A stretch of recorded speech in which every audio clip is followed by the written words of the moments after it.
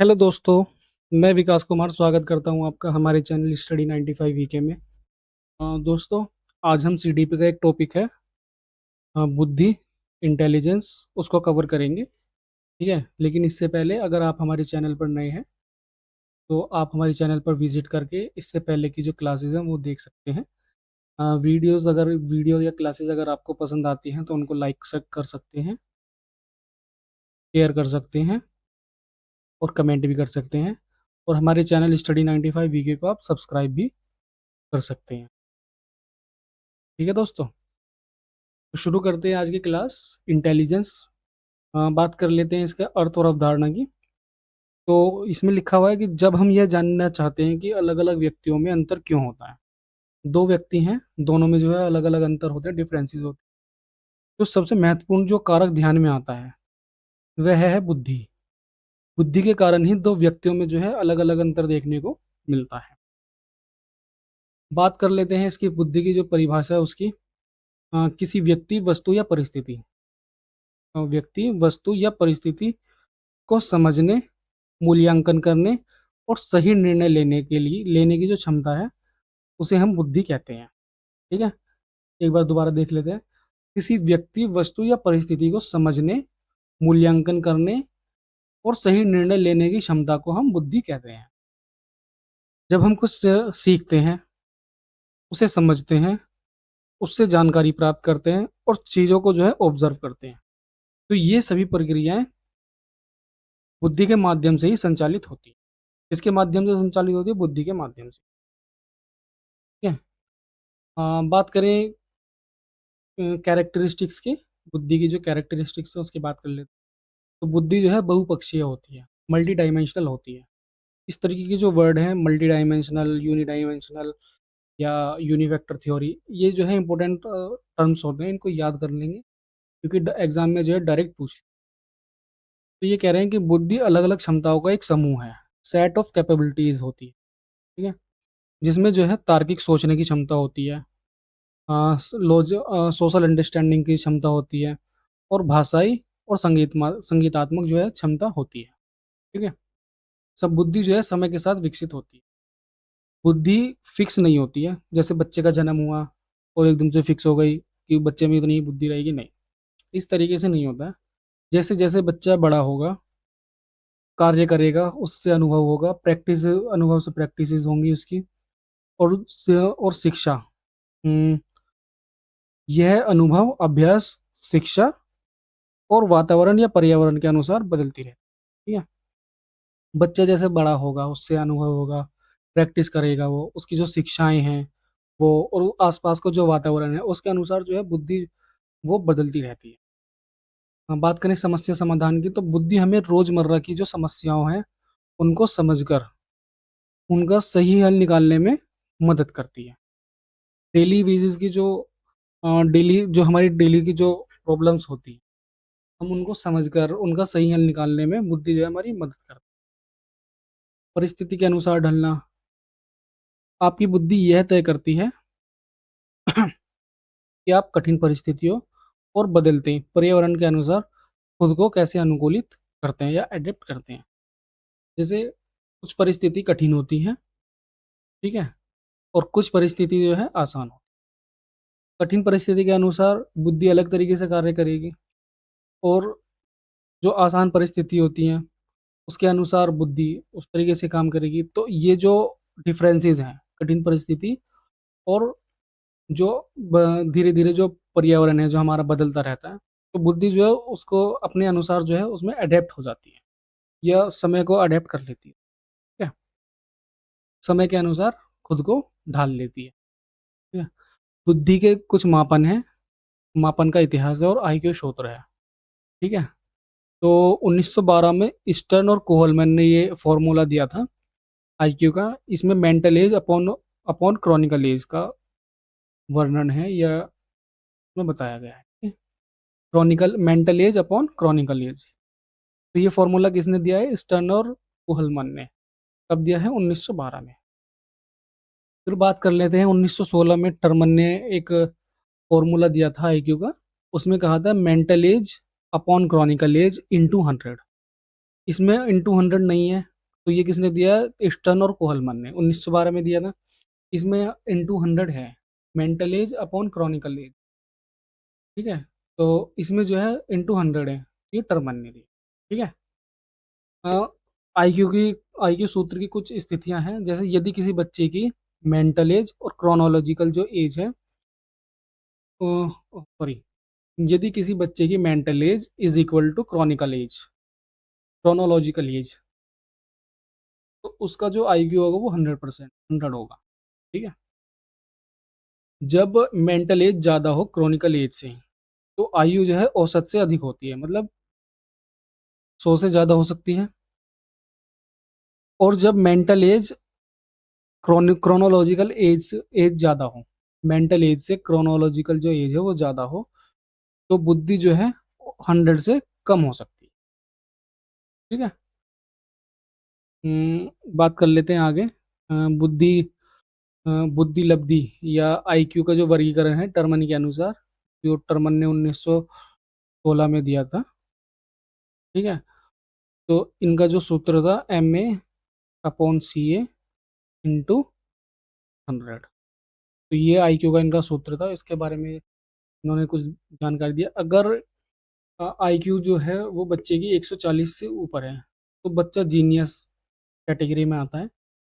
120 से 140 के बीच है तो वेरी सुपीरियर श्रेणी में आता है। 100 से 110 से 120 में आता है तो सुपीरियर होगा, और 90 से 100 के बीच में आता है तो एवरेज होगा, ठीक है। इसी तरीके से 80 से 90 होगा तो डल उसमें होगा, डल आईक्यू में होगा। और 70 से 80 में होगा तो फीबल होगा, यानी कमज़ोर। और 50 से 70 में होगा तो क्षीण बुद्धि का, यानी मोरॉन बुद्धि का होगा। और 25 से 50 का होगा तो स्टूपिड होगा, और 0 से 25 का होगा तो इडियट होगा। बात कर लेते हैं बुद्धि के प्रमुख सिद्धांत की, थ्योरीज ऑफ इंटेलिजेंस की। तो ये जो मतलब थ्योरीज ऑफ इंटेलिजेंस है, इनको याद करने की ज़रूरत है हमें, ये इंपॉर्टेंट है। तो ये एग्जाम में डायरेक्ट पूछ ली जाती हैं, तो इसको थोड़ा ध्यान से पढ़ेंगे। तो एक कारक सिद्धांत यानी यूनिफैक्टर थ्योरी। यूनिफैक्टर थ्योरी किसने दी है? अल्फ्रेड बिने ने। डायरेक्ट क्वेश्चन पूछते हैं ये, यूनिफैक्टर थ्योरी किसने दी? अल्फ्रेड बिने ने। इस सिद्धांत के अनुसार प्रत्येक व्यक्ति में एक समान प्रकार की बुद्धि होती है, यानी ये कह रहे हैं कि यूनिफैक्टर थ्योरी में जो प्रत्येक व्यक्ति है उसमें एक समान प्रकार की जो है बुद्धि होती है। सामान्य बुद्धि सभी प्रकार के कार्यों में प्रयोग की जाती है, इसे विभाजित नहीं किया जाता। तो जनरल इंटेलिजेंस की इसमें बात कर रहे हैं, ठीक है। बात कर लेते हैं टू फैक्टर थ्योरी की। तो टू फैक्टर थ्योरी किसने दी है? चार्ल्स स्पीयरमैन, ठीक है। इसमें कह रहे हैं कि बुद्धि दो घटकों से मिलकर बनी है। कौन सा? जी फैक्टर और एस फैक्टर। जी फैक्टर मतलब जनरल एबिलिटी, और S factor specific ability. General factor की बात करें तो यह जन्मजात होती है, इनबॉर्न होती है, ठीक है। जैसे नॉर्मली बच्चे में जो इंटेलिजेंस या बुद्धि होती है वो जन्मजात होती है, तो और सभी कार्यों में यह प्रयुक्त की जा सकती है, यह खुद, ठीक है। बात करें एस्पेक्टिकर एस्पेक्टर स्पेसिफिक एबिलिटी की, यह विशेष कार्यों के लिए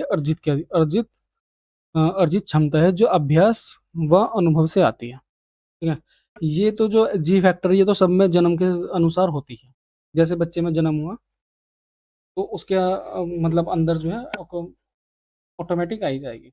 लेकिन जो एस फैक्टर है ये अर्जित की जाती है, एक्वायर्ड की जाती है। कैसे? अभ्यास के द्वारा और अनुभव से।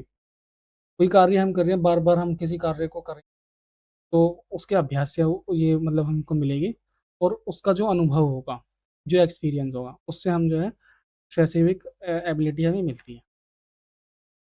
बात कर लेते हैं थ्री फैक्टर थ्योरी की। थ्री फैक्टर थ्योरी भी जो है किसने दी है? चार्ल्स स्पीयरमैन ने, ठीक है। टू फैक्टर थ्योरी और थ्री फैक्टर थ्योरी किसने दी है? चार्ल्स स्पीयरमैन ने। तो बाद में जो है बाद में स्पीयरमैन ने जी फैक्टर और एस फैक्टर के अलावा तीसरे तत्व की पहचान की है, जिसे ग्रुप फैक्टर भी कहते हैं। ये ग्रुप फैक्टर कहा गया है। तो स्पीयरमैन ने दो फैक्टर थ्योरी दी है। पहली कौन सी? जी फैक्टर थ्योरी, दूसरी एस फैक्टर थ्योरी। फिर बाद में जो है इसने थ्री फैक्टर थ्योरी दी है। थ्री फैक्टर थ्योरी में जी फैक्टर और एस फैक्टर तो था ही, लेकिन साथ में एक ग्रुप फैक्टर भी जोड़ दिया है इसने, ठीक है। बात करें मल्टी फैक्टर थ्योरी की, तो मल्टी फैक्टर थ्योरी जो है थॉर्नडाइक ने दिया है। इसमें कहते हैं कि बुद्धि एक एकल इकाई नहीं है। ये थॉर्नडाइक कह रहे हैं कि बुद्धि एकल इकाई नहीं है, बल्कि कई स्वतंत्र मानसिक योग्यताओं का समूह है। थॉर्नडाइक के अनुसार कोई भी सामान्य बुद्धि नहीं होती है। थॉर्नडाइक कह रहे हैं कि किसी में कोई भी जो है सामान्य तरह की जो बुद्धि होती है वो नहीं होती है। अ, कई स्वतंत्र मानसिक योग्यताओं का समूह होती है। ठीक है। बात कर लेते हैं ग्रुप फैक्टर थ्योरी की। ग्रुप फैक्टर थ्योरी की हाँ, ग्रुप फैक्टर थ्योरी को जो है एल थर्स्टन ने दी है। ठीक है। बुद्धि 7 प्राथमिक मानसिक योग्यताओं, प्राइमरी मेंटल एबिलिटीज से मिलकर बनी है। तो 7 जो पीएम में कौन सी है वो है वर्बल कॉम्प्रिहेंशन। ठीक। इंग्लिश में याद कर लेंगे तो ज़्यादा सही रहता है, तो इसलिए मैं थोड़ा इंग्लिश को ज़्यादा प्रेफर करता हूँ, क्योंकि एग्जाम में जो है उनका जो पूछने का जो तरीका रहता है वो थोड़ा सा ज़्यादा ही हिंदी की तरफ चला जाता है। तो वहाँ पे जो है क्वेश्चन फिर समझ में नहीं आता। इंग्लिश में पढ़ लेते हैं तो क्वेश्चन समझ में आ जाता है। मेरा सजेशन यही रहेगा कि जो टर्म्स होते हैं उनको इंग्लिश में ही याद करो, बाकी इंग्लिश हिंदी मिला के याद कर सकते हैं आराम से। ठीक है। इसमें वर्बल कॉम्प्रिहेंशन होगा, जो 7 PMAs है। ठीक है। न्यूमेरिकल्स एबिलिटी हो गई और परसेप्चुअल एबिलिटी हो गई। बात करें स्पेशल एबिलिटी की, फिर हो गया रीजनिंग एबिलिटी, वर्ड फ्लुएंसी और मेमोरी। तो ये 7 तरीके की जो ग्रुप फैक्टर थ्योरी है वो एल थर्स्टन ने दी है, तो इनको हम याद रखेंगे। बात कर लेते हैं सैम्पलिंग थ्योरी की। तो इसके जो प्रतिपादक हैं या किसने दी है, तो GS थॉमसन ने दी है। किसने, कौन सी, सैम्पलिंग थ्योरी। बात कर लेते हैं हायरार्किकल थ्योरी की। तो प्रतिपादक हैं सिरिल, बर्ट और वर्नन। ठीक है। बात कर लेते हैं 3 डायमेंशनल थ्योरी की या स्ट्रक्चर ऑफ इंटेलेक्ट की। तो JP गिलफोर्ड ने दी है। तो इसमें जो है कौन कौन सी घटक इसमें होते हैं या कंपोनेंट्स कौन कौन से हैं इसके। तो पहला है कंटेंट, दूसरा है ऑपरेशन और तीसरा है प्रोडक्ट। ठीक है। 3 डायमेंशनल फैक्टर थ्योरी में अ, आगे देखते हैं। जितना उसमें लिखा है केवल उसमें उतना ही पढ़ना है, ज़्यादा एक्स्ट्रा पढ़ने की जरूरत नहीं। ठीक।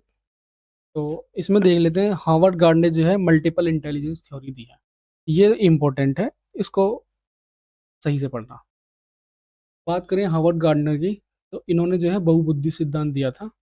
कब दिया था, 1983 में। इनकी एक पुस्तक है फ्रेम्स ऑफ माइंड। इसमें जो है इन्होंने इनके जो मुख्य विचार हैं वो प्रस्तुत किए थे।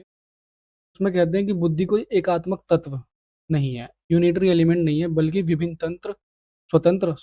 स्वतंत्र और विशिष्ट क्षमताओं का समूह होती है। केवल मानकीकृत परीक्षणों से संपूर्ण बुद्धि का मापन संभव नहीं है। ठीक है। गार्डनर के अनुसार बुद्धि के 9 प्रकार होते हैं। 9 प्रकार कौन कौन से होते हैं। वर्बल लिंग्विस्टिक, शाब्दिक भाषाई, भाषा और शब्दों की बेहतर समझ होती है इसमें।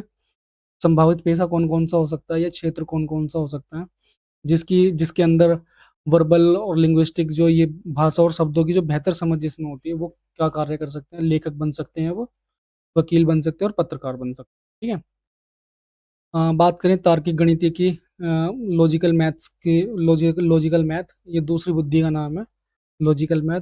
तो इसमें क्या होती है, इसकी पहचान क्या होती है, इसमें तर्क करते हैं, गणना करते हैं, मतलब मल्टीप्लिकेशन करते हैं। ठीक है। और विश्लेषणात्मक इसमें सोच जो है डेवलप होती है। तो ये क्या बन सकते हैं, वैज्ञानिक हो सकते हैं, गणितज्ञ हो सकते हैं और बैंकर हो सकते हैं। बात करें शारीरिक गति की, बॉडीली एनेस्थेटिक की। तो शरीर पर नियंत्रण व शारीरिक गतिविधि करते हैं, जैसे अभिनेता हो गया, खिलाड़ी हो गए, नर्तक हो गए। बात करें संगीतात्मक म्यूजिकल की, अ, ध्वनि, ताल, संगीत और राग की समझ इनमें होती है। तो ये क्या बनेंगे, गायक और इतिहासकार ये बनते हैं। बात करें स्पेशियल की यानी स्थानिक की, तो इसमें चित्रों, आकृतियों व स्थान की कल्पना की जाती है। तो ये क्या बनेंगे, ये आर्किटेक्ट बनेंगे, चित्रकार बनेंगे और मूर्तिकार बनेंगे।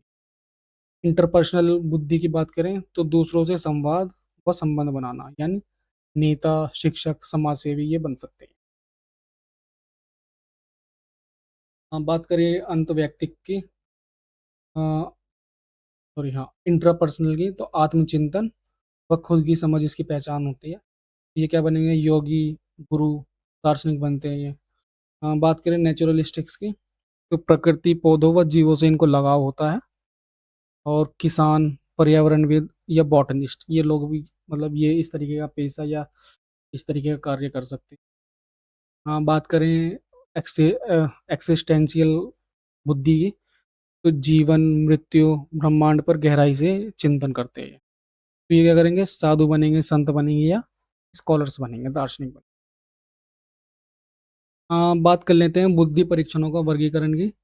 Classification of intelligence test. व्यक्तिगत परीक्षण, इंडिविजुअल और सामूहिक परीक्षण। बात कर लेते हैं पहले इंडिविजुअल क्लासिफिकेशन की। तो एक समय में केवल एक व्यक्ति पर प्रयोग किया गया है। अ, हाँ, इंडिविजुअल टेस्ट की बात जब हम बात करते हैं, तो इसमें केवल जो है एक व्यक्ति पर टेस्ट किया जाता है या प्रयोग किया जाता है या एक्सपेरिमेंट किया जाता है।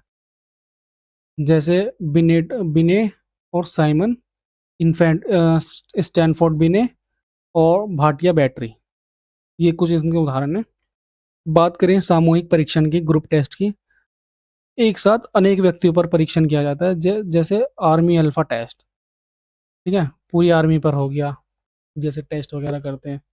रेमन्स मैट्रिसेस, ठीक है, ये कुछ एग्जाम्पल हैं। इन पर थोड़ा इतना ध्यान नहीं देना, हमें केवल इन चीज़ों पर ध्यान देना, इस पर और इस पर। बात करें शाब्दिक परीक्षण की, वर्बल की, तो भाषा और लिखित उत्तर आवश्यक, तो ये इसका विवरण होता है। नॉन नॉन वर्बल में दे नॉन वर्बल में क्या आ सकता है? जैसे चित्र, संकेतों द्वारा हम इसको अ, परीक्षण इसका कर सकते हैं। एक बात कर लेते हैं परफॉर्मेंस परफॉर्मेंस की, वस्तुओं के माध्यम से कार्य संपादन। और कल्चर बायस्ड, किसी विशेष संस्कृति पर आधारित हो सकता है ये टेस्ट। और कल्चर फेयर, सभी संस्कृतियों के लिए निष्पक्ष होता है। ठीक। हाँ, आईक्यू टेस्ट की सीमाएं और आलोचनाएं।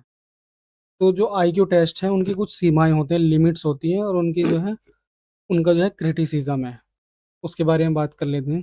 तो आईक्यू टेस्ट की मुख्य आलोचनाएं हैं, जैसे कल्चरल बायस है। कहते हैं कि जो आईक्यू टेस्ट है वो कल्चरल बायस होता है। कैसे? अधिकांश आईक्यू टेस्ट पश्चिमी, जो वेस्टर्न है, वेस्टर्न संस्कृति के अनुकूल जो है तैयार किए जाते हैं, जो अन्य पृष्ठभूमि के बच्चों के लिए निष्पक्ष नहीं होते हैं। ठीक है। बात कर लेते हैं पर्यावरणीय कारकों की उपेक्षा इसमें की जाती है। ये टेस्ट जो है, या टेस्ट जन्मजात क्षमता को अत्यधिक महत्व देते हैं। जो जन्मजात जो क्षमता है उसको अत्यधिक महत्व देंगे, तथा पारिवारिक पृष्ठभूमि, शिक्षा और वातावरण के प्रभाव को ये अनदेखा कर। जैसे किसी बच्चे का जो जन्मजात है, कुछ जन्मजात एबिलिटीज होती हैं बच्चे में, तो उस पर ज़्यादा ध्यान देंगे। बाकी की जो उसकी पारिवारिक पृष्ठभूमि है उस पर कोई ध्यान नहीं है, उसको क्या शिक्षा है उस पर कोई ध्यान नहीं है, उसका क्या वातावरण है, उसको क्या पर्यावरण मिला है, ठीक है, उस पर कोई मतलब कोई ध्यान नहीं दिया जाता, उसको जो है अनदेखा करते हैं। सृजनात्मकता मापने में असमर्थता, जो क्रिएटिविटी है, ठीक है, उसको मापने में असमर्थ होते हैं इसमें। आईक्यू टेस्ट केवल रटने या सामान्य सोच को मापते हैं, जो केवल रटने की जो क्षमता है बच्चे में या सामान्य सोच है, आईक्यू टेस्ट केवल उसको मापता है। क्रिएटिविटी, विश्लेषणात्मक सोच, व्यवहारिक समस्या समाधान का सटीक आकलन, ये लोग नहीं। ठीक है। बात करें रचनात्मकता और बुद्धि का संबंध, बुद्धि के बीच में क्या संबंध है? तो बुद्धि सीखने, तर्क करने, समस्याओं को हल करने तथा नई परिस्थितियों को समायोजन करने की इसमें क्षमता होती है। ठीक है। कौन कौन सी क्षमता होती है? सीखने की यानी लर्न करने की, तर्क करने की यानी रीजनिंग की, समस्या को हल करने की यानी प्रॉब्लम सॉल्विंग, तथा नई परिस्थितियों में समायोजन समायोजन करना। जो भी नई परिस्थिति है उसके अकॉर्डिंग जो है कार्य करने की जो क्षमता है वो बुद्धि की होती है। बात कर लेते हैं क्रिएटिविटी की। क्रिएटिविटी में नई नई चीज़ें करी जाती हैं जो ओरिजिनल होती हैं, उपयोगी और उपयुक्त विचारों या उत्पादों का सर्जन करने की इसमें क्षमता होती है। उदाहरण के माध्यम से समझते हैं। जैसे सुनीता सुनीता समय पर काम पूरा करती है। समय पर काम पूरा करती है, उच्च अंक लाती है, दिए गए निर्देशों का सटीक पुनरुत्पादन करती है। तो ये बुद्धिमान बुद्धिमान हो गई। ठीक है। और रीता जो है कम अंक लाती है, स्वतंत्र रूप से सीखती है और नए नए जो इनोवेशन है वो करती है। ये क्रिएटिविटी में आ जाते हैं। ठीक है। तो इसमें जो है एक चीज, एक लाइन और देख लेते हैं। जो विद्यार्थी जल्दी सीखते हैं और सटीक दोहराव करते हुए बुद्धिमान हो सकते हैं, पर जब तक वे नए तरीके ना अपनाएं, उन्हें रचनात्मक नहीं कहा जाता। व्यक्ति में जब इंटेलिजेंस और क्रिएटिविटी आ जाती है, तो वही व्यक्ति जो है, उसी व्यक्ति का जो आईक्यू लेवल है वो ज़्यादा माना जाता है। दोस्तों, उम्मीद करता हूँ क्लास आपको पसंद आई होगी। अगर क्लास आपको पसंद आई है तो आप हमारे चैनल स्टडी 95 वीके को सब्सक्राइब कर सकते हैं, और इसी तरीके की और भी क्लासेस आप हमारे चैनल पर देख सकते हैं। ठीक है। तो थैंक यू दोस्तों।